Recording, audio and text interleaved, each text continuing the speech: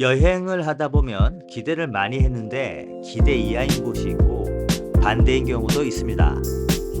다낭, 푸꾸옥, 호치민에 이어 네 번째 도시 하노이 여행은 실망할까봐 마음의 준비를 하고 방문했는데 기대 이상으로 너무 좋았습니다.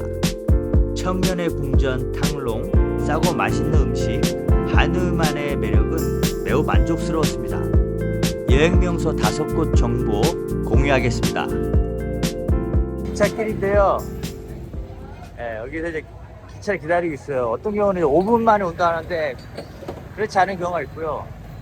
양쪽으로 있네. 왼쪽과 오른쪽이 있어요. 근데 제가 보기엔 이쪽부터 시작한 것 같아요. 그리고 오실 때 자리가 어딘지 중간 정도가 저는 요 앞이거든요. 재석길. 그래서 중간 정도. 하노이 기찻길은 프랑스 식민 시기 1930년에 시작되었다고 하는데 정부가 아니라 하노이 시민들의 지혜로 조성된 역발상의 여행 코스입니다. 이곳의 매력은 위험입니다. 한때 안전 문제 때문에 폐쇄되기도 했습니다. 가시면 입구에 카페 주인들이 손님을 맞이하고 거기에 앉아서 기차를 기다리면 됩니다. 중요한 건 기차 오기 전에 안전한 자리에 앉아 있어야 합니다. 나중에 한 건데 입구에서 카페 직원을 꼭 따라갈 필요 없이 그냥 들어가서 마음에 드는 자리, 카페를 선택하셔도 됩니다. 여기 임대세, 유지비가 엄청 센 걸로 알고 있으니 음료수 하나 정도는 꼭 시켜 주셔야 하며 가격은 3,000원에서 5,000원 사이입니다. 보통 기차는 3-40분 만에 하나씩 오는데 한 칸짜리 기차가 오면 좀 실망스럽기도 해서 식사하면서 기다리기도 합니다. 식사 가격은 번화가 거리, 중급 레스토랑 음식 가격 정도입니다. 포인트는 꼭 직원 따라 다닐 필요 없이 양쪽 왔다 갔다 하면서 마음에 드는 곳을 고르셔도 됩니다. 하지만 기차가 곧 오는 경우면 빨리 자리를 선택하시기 바랍니다. 어떤 인도분이 음료수 안 시키고 서서 보려고 했는데 그에게 유지비를 내고 장사하는 입장에서는 화가 날 것입니다. 안전한 위험은 좋은 여행 코스의 매력적인 요소가 될 수 있다는 걸 새삼 느끼게 해주는 재미난 곳이었습니다.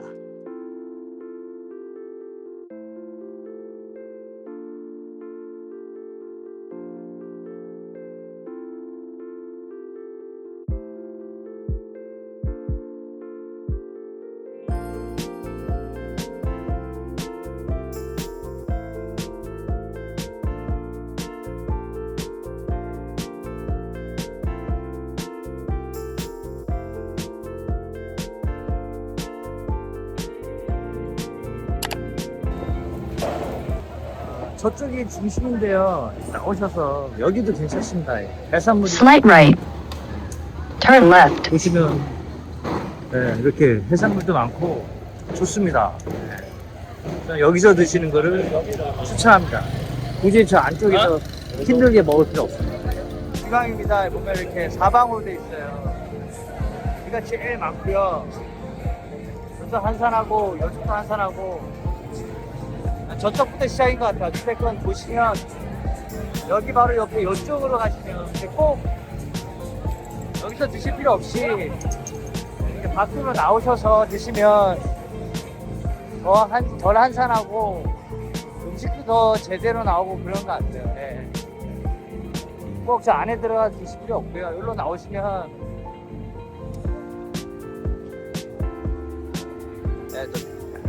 맥주거리입니다.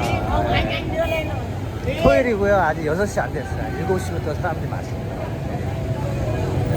Turn left. 이제 자리들 막 가격 보시겠습니다. 환율은 만동에 약 550원 보시면 되겠습니다. 맥주는 작은 병 하나에 약 1,700원에서 2,200원, 한국 소주는 7,200원, 레몬티 같은 음료는 2,200원 정도 하네요. 이곳이 명동 같은 번화가임을 감안하면 가격이 착하네요. 안주 가격입니다. 여러분이 좋아하는 해산물 위주로 소개합니다. 새우, 게 종류는 만원에서 18,000원 정도 보시면 되고 조개 종류는 5,500원에서 8,500원 정도 합니다. 두 분이 드시려면 2접시 이상은 시켜야 할 것 같네요. 해산물 안주에 술 한잔 하기에는 단기 여행자에게 이곳만한 곳은 없는 것 같습니다. 골목 4개가 사방으로 펼쳐져 있습니다. 좀 일찍 오셔서 한 30분 정도 천천히 둘러보고 괜찮은 곳을 정하는 것이 좋을 것 같습니다. 약간 떨어진 외곽 쪽을 공략해 볼 것을 권합니다. 상대적으로 조용하고 가격도 조금은 더 착한 것 같습니다.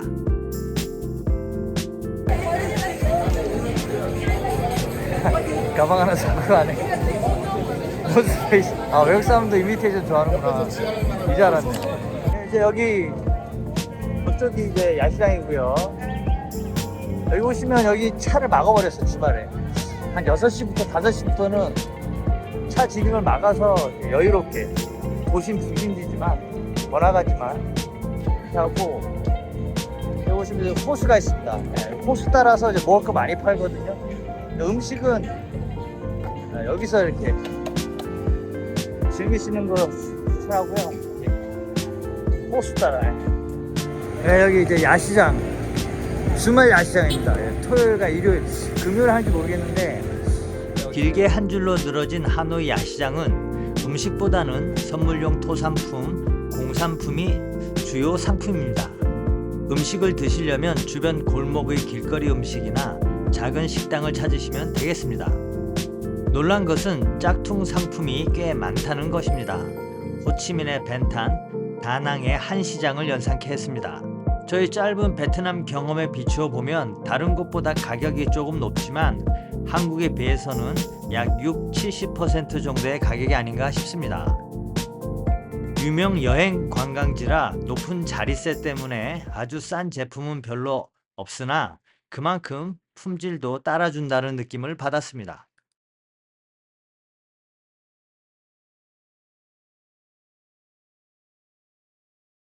바로 옆에 유명한 호수길이 있습니다. 주말에는 차량이 못 지나가게 해서 많은 여행객과 시민들이 한적한 걸음을 즐깁니다. 이곳을 걸으시면서 하노이 시민들의 밤 문화도 체험해 보시는 것도 좋은 것 같네요. 보시면 비행기 가격이 떨어졌는데, 이게 여자분이 150대는 여자분이 180대는 남자분을 잡아가지고 영웅이 됐다, 여성분. 그 정제 영화를 보면서 아이들에게 그 가족들 보이시죠? 우리 뭐 선조랄까 선배들이 어떻게 미국과 싸웠는지 교육을 시켜주고 있네요. 서양 여행객들은 꼭 들르는 곳 중에 하나가 하노이 군사박물관인데요. 이곳은 크게 2개의 건물로 되어 있습니다. 사진 왼쪽 하얀 건물은 고대 전쟁 및 역사에 대해서, 오른쪽은 월남전에 대해서 설명하고 있습니다. 저에게 놀라운 사실은 2000년 동안 베트남은 한국보다 더 심하게 중국의 간섭과 침략을 받아왔다는 것입니다. 그 와중에서 베트남의 민족의 정체성을 지켜왔다는 것은 참 놀라웠습니다. 처음에는 그 기원전 2, 3세기 전부터 그 항쟁, 중국과의 항쟁을 보여주고 있습니다. 그 전쟁의 역사가 보시면 기원전 BC 214년부터 중국이랑 친, 차오, 명, 당, 한, 송, 밑에 명이구나. 명, 칭, 그 다음에 프랑스, 엄청나게 계속 외사와 끊임없이 싸워온 역사임을 알게 해주네요. 이걸 보면서 아이들도 요겁니다. 과거에 대해서는 요거만 딱 설명하고 그 다음부터는 대부분 월남전입니다. 여기 전시대 무기 보면 이런 게 월남전 때 사용했던 무기들은 칼, 진짜 일본의 무기에 비하면 정말 열악하게 했는데, 이런 것도 막 칼도 있고 선사시대. 이걸 느끼면서 전쟁은 무기만으로만 하는 게 아니다라는 것도 후세들한테 알려지지 않을까 싶습니다. 이런 무기도 무기 없이 안 해요. 이런 거 있고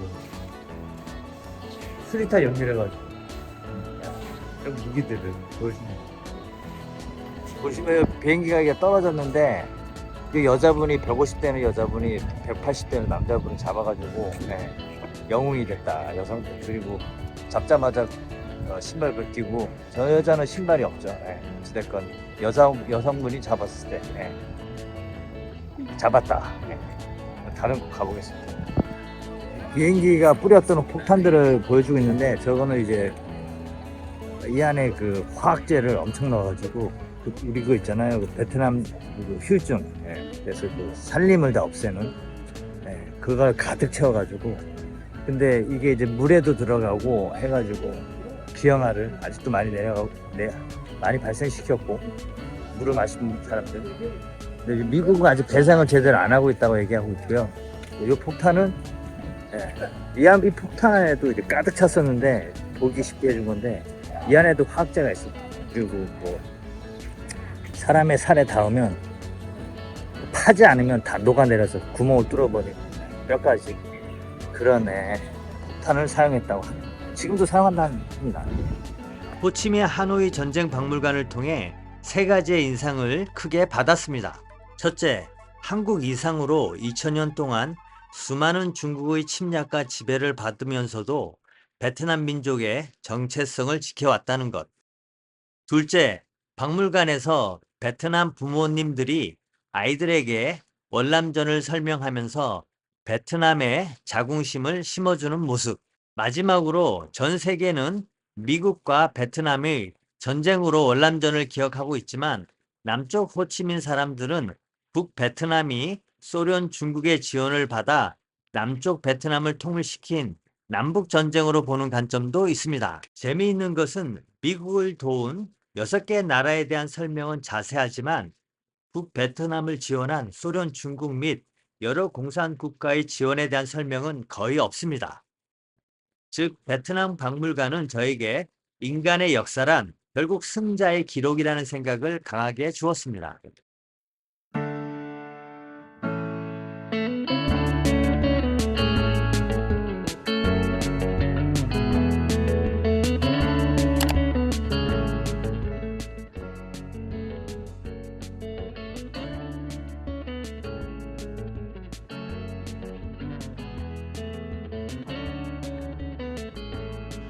여기는 하노이 탕롱이라는 우리나라처럼 말하면 경복궁 같은 오래된 궁전 터고요. 1000년이 넘습니다. 우리나라 한 1400년 정도 되는데 그 프랑스가 여기 침략하면서 이곳을 또 군사 기지로 해서 많은 건물들이 대부분 파괴됐고 또 월남전 때 또 대부분 폭격으로 사라져 버렸습니다. 재밌는 사실이 뭐냐면 여기 오면 프랑스 여행객들이 꽤 많아요. 그 이유가 뭐냐면 자카르타에 네덜란드 여행객이 많듯이 여기는 또 프랑스가 베트남을 약 80년 정도 점령했기 때문에 그 역사적인 이유 때문에 프랑스 여행객들이 많이 오는 것 같습니다. 자카르타 가면 네덜란드 사람들이 많거든요. 옛날에 네덜란드를 침략해서 한 300년 정도 꿀을 빤 적이 있는데 침략과 전쟁은 누구에게는 자랑스러움이 될 수 있다는 걸 또 느낍니다. 탕롱은 경주 역사 유적지처럼 오랜 천년의 유적지이지만 건물은 전쟁으로 다 파괴되어 볼 유적지는 별로 없습니다. 하지만 넓은 지역에 있는 전시장 곳곳에서 북베트남의 유구하고 찬란했던 유교 문화를 발견할 수 있습니다. 그리고 오후에 가기보다 너무 넓으니 아침 일찍 가시는 것이 덜 덥고 좋을 것 같네요. 역사와 지역 문화에 관련된 여행을 좋아하신다면 꼭 와보셔야 할 장소입니다. 다낭, 푸꾸옥, 호치민에 이어 네 번째 도시였던 하노이 7박 8일 여행 코스 정보였습니다. 하노이는 1000년이 넘는 역사의 도시였고 그 1000년의 매력이 곳곳에 숨어 있다는 걸 깨달았던 여정이었습니다. 여러분은 이 정보를 참고하시고 이 도시가 갖고 있는 매력을 찾아보시기 바랍니다. 베트남 여행은 하노이의 7박이 제일 좋았습니다. 특히 음식이 최고였습니다. 하노이 유명 여행 코스는 구시가지라고 하는 올드 쿼터에 모여 있습니다. 그래서 숙소도 이곳에 정하시면 편리합니다. 한국으로 보면 종로 강북 지역으로 보면 될 것 같네요. 2, 3일 정도 여유를 가지고 보시면 되겠습니다.